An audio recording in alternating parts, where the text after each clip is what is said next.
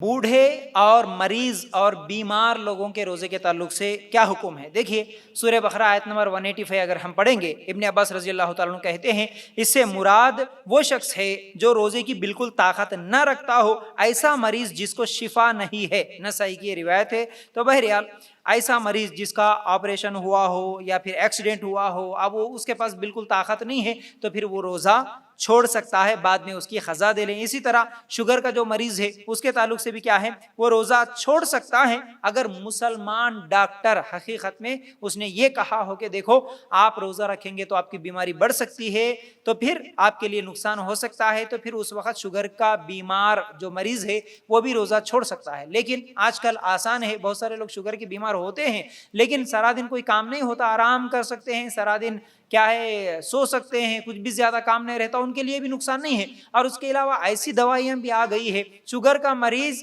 وہ دوائی استعمال کرتے ہوئے روزہ بھی رکھ سکتا ہے، اس کے لیے کوئی نقصان بھی نہیں ہوتا۔ لیکن ہمارے پاس روزہ رکھنے کا جذبہ نہیں ہے، اس لیے پہلے ہی آسان طریقہ مل گیا، ہمارے کو شوگر ہے، ڈاکٹر نے کو بولا، اب ہم روزہ نہیں رکھتے۔ اب اس کے بھی لیولز ہوتے نا بھائی، کسی کو بہت زیادہ شوگر رہتا، بہت کم رہتا، ہمارے پاس شوگر کی بیماری ہے بولے تو ہوگا، ہاں بس ہم لوگ روزہ نہیں رہتے بول کے اس طرح روزہ چھوڑ دیتے، یہ بہت بڑا گناہ ہے، آپ روزہ نہیں چھوڑ سکتے، یاد رکھو پوری کوشش ہو کہ ہم روزہ رکھیں،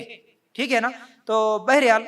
اگر روزہ نہیں رکھ سکتے کسی بیماری کی وجہ سے رمضان کے مہینے میں، تو پھر کیا ہے وہ بعد میں رمضان کے روزے رکھے۔ اگر کسی کی بیماری ایسی ہے کہ وہ بعد میں بھی صحت مند نہیں ہو سکتا، ایسی بیماری ہے کہ اب اسی بیماری میں اس کا انتقال ہو سکتا ہے، وہ صحت یاب ہونے کی اس کی کوئی امید نہیں ہے، تو پھر ایسا آدمی کیا ہے ہر روزے کے بدلے میں ایک مسکین کو کھانا کھلا دے، اس کے لیے وہ کافی ہے، ٹھیک ہے۔ اور بوڑھے لوگوں کے تعلق سے ابن عباس رضی اللہ تعالیٰ عنہ کہتے ہیں کہ جو طاقت نہیں رکھتے ہر روزے کے بدلے ایک مسکین کو کھانا کھلا دے، صحیح بخاری کی روایت ہے۔ انس رضی اللہ تعالیٰ عنہ بھی ایک سال جب کمزور پڑ گئے، بڑا برتن بھر کھانا بنائے اور 30 مسکینوں کو ایک ساتھ کھانا کھلا دیے، دارقطنی میں ایک روایت موجود ہے۔ اس لیے جو بیمار ہوتے ہیں کسی وجہ سے، اگر بیماری کی وجہ سے روزے چھوٹ گئے تو یا تو وہ بعد میں